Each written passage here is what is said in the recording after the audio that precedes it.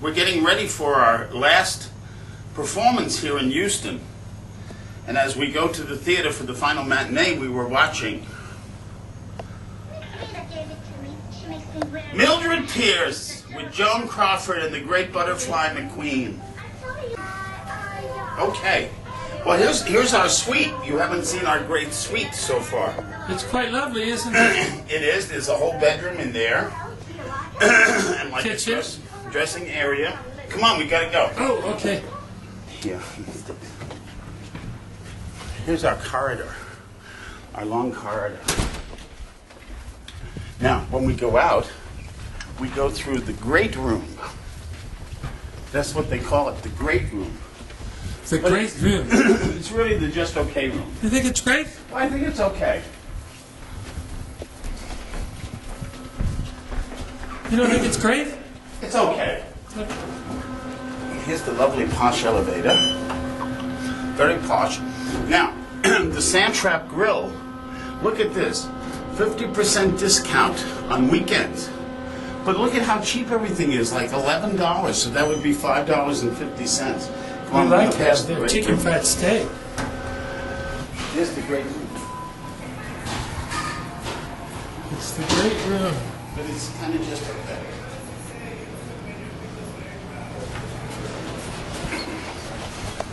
The humidity slaps you in the face like a wet blanket. Ah. And here's our PT Cruiser.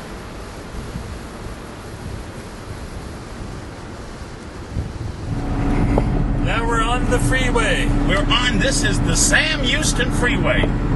Yeehaw! So we'll be coming up to the toll booth pretty quickly, and then we take the 45 into downtown Houston, where the theater is. The lovely downtown area of Houston, Texas. As you can see, Jim has completely lost his Yankee accent. I have, because all I want now is pie. What do you want? Pie. I think I kind of see a city on the horizon. Well, actually, we've been on the road now for about 4 hours from the hotel. Not 4 hours. But we're far out there. But what's that in front of us? It's the skyline of Houston. It's the skyline of Houston, Texas. It's a very pretty skyline. You have a shot of Houston. See, the buildings are... Well, it's not that they're bad. They're good. They're kind of nice buildings, really. But there's another one, like it's classical on top and it's melting away to reveal the... It's strange. They have some strange architecture. We are now at Stages, which is only Staiz. Somebody kicked the G off. Somebody took the G off. That's not very nice. Now, what the next step is, we go to see Jessica in the box office, and we find out what we want to hear is All Red. And why? That means sold out. Yes, because they put all the sold seats in red. And there she is, the beautiful Jessica. Hello, how are we? Right here. Would you like to take a look at the house? Yes. It's very exciting. 1 second. How red are we? We're really red. We're very... We're good. Take a look at that. This is our standby list. That's all red. It's all red. You can't get any better than that. There's no people that it's all red. My two favorite words in the world are sold out. Thank you very much. Come upstairs. You haven't seen upstairs yet. See you later, darling. Bye. Oh, here we go through the theater this way.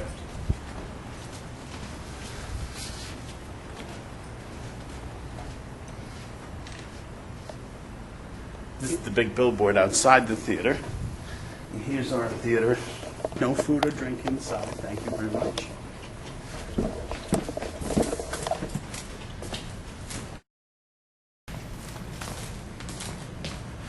Some man tried to sit in that chair last night before the show.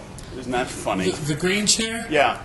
Ah! Yeah, he thought that was being funny. Come backstage.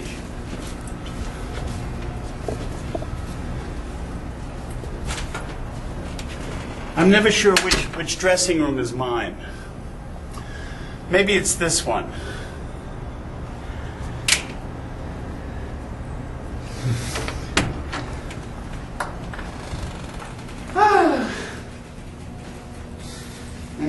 my little dressing room. Isn't it sweet? My hair doesn't want to cooperate today. It's clumping. I don't like when it clumps. Well, it's because you had a big, healthy head of hair. That's right. We made the... look at the little note that Phil left me. He's the guy who's doing I Am My Own Wife. But he used my eyebrow pencil and he dulled the tip. Uh-oh. Uh-oh. So anyway. So you've made your fake come over. I did. I've done my eyes.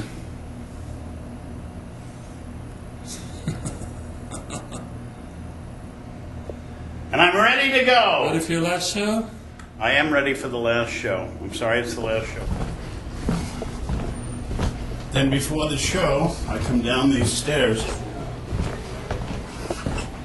and I find one of the greatest actors of all time sitting in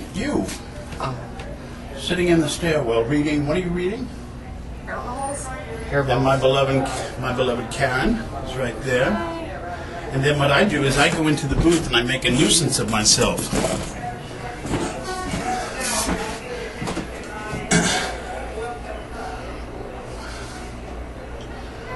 There.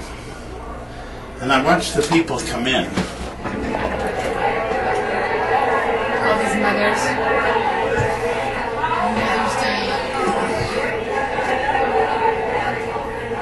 Last thoughts for Mr. Brochu.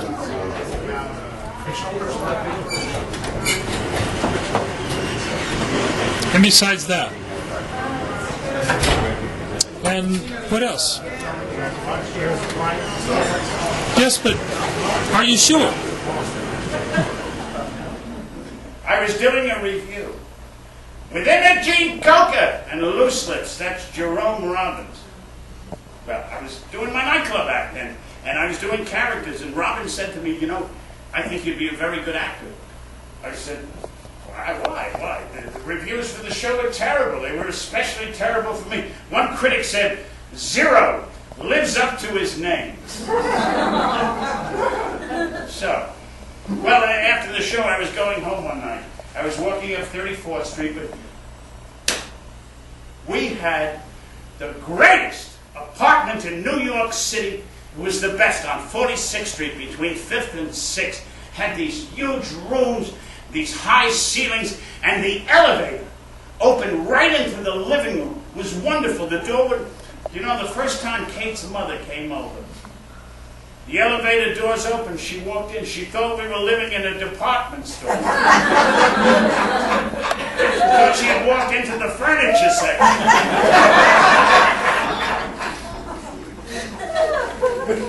So she fell down and asked us for $500.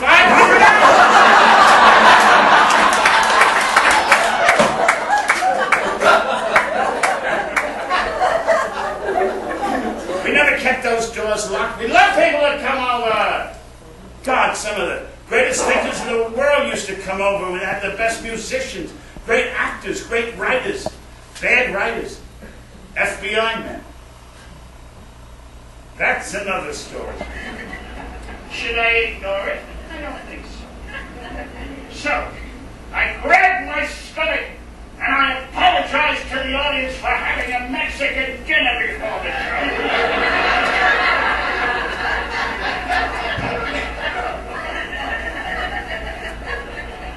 Well, of course it wasn't in the script, but there were explosions! And if I was so terribly bored, answer me this, why? Why was I Harold Prince's third choice to play Teddy? Teddy! I showed Kate the invitation. She cried. She sat there sobbing, tears just running down her cheeks. The thought of having to eat with Texans was too much for her.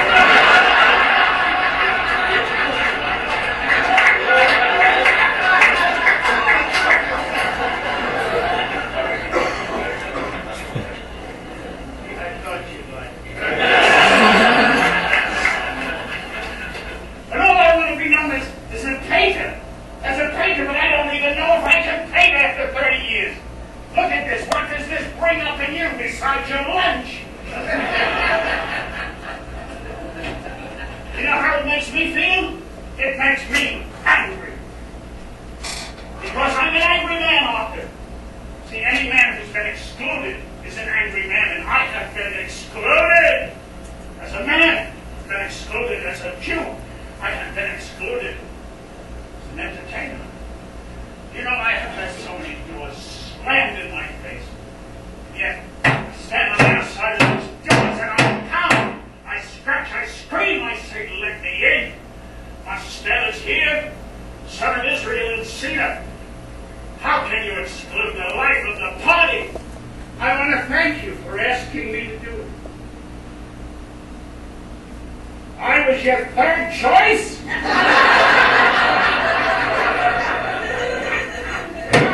You are funny! You are funny, Arthur, at the time. I tell you what, come to Philadelphia. Come see me play Shiloh.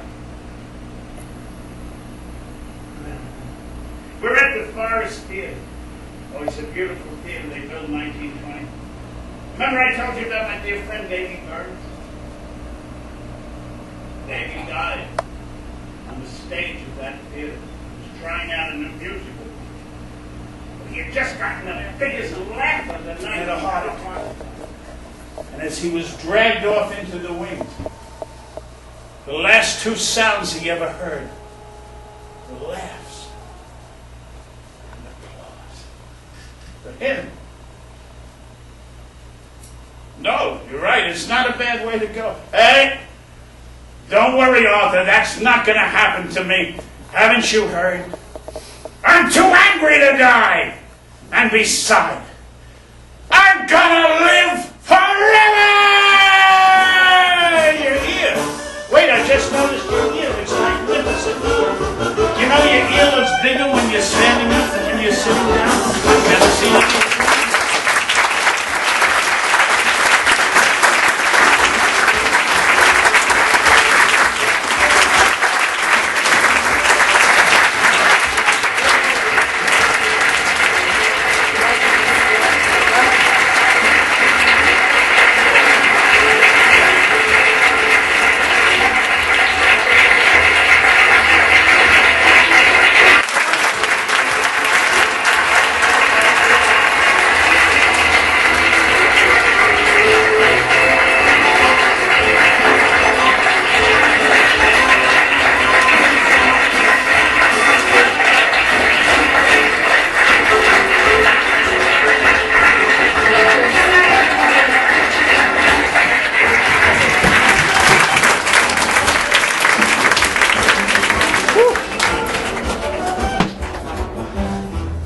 I'm quite puffed.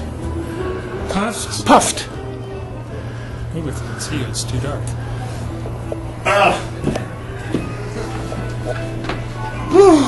They were a lovely house. Yes? Yes, I was a lovely actor. Oh, that's good. And life is lovely. That's excellent. Thanks, guys. Thank you very much. What are you doing here? What day was this? That's Alex. We're doing all of the Arthurs. We had a little period where Arthur needed a little more abstraction, apparently, and so. See, this one really looks like the earlier one. Yeah. Oh, this is demonic Arthur. Fat hat Arthur. Oh, that one's cool. Truman Capote Arthur. Kindergarten Arthur. Whoa, sorry. And God the Father Arthur.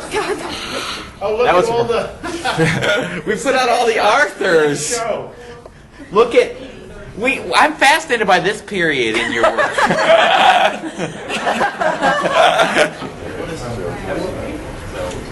Could you just say goodbye? Bye.